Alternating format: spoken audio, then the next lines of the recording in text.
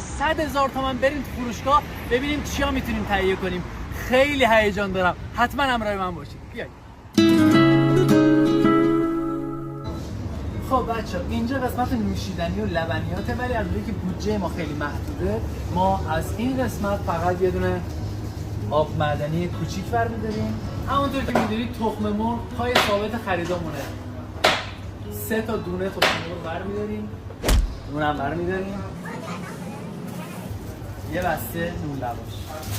رسیدیم به قسمت جذاب خریدم، ماکارونی. یه نکته خیلی جالب، علاوه بر 700 گرمی و 500 گرمی اینا، بسته‌های جدید 15 تایی اینجا هست با این بسته‌بندی شیک.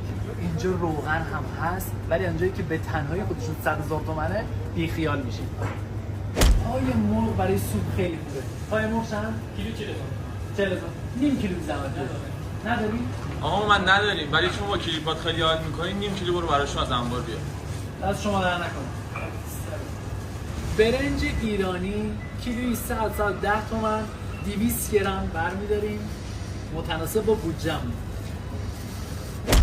میریم سراغ گوشت.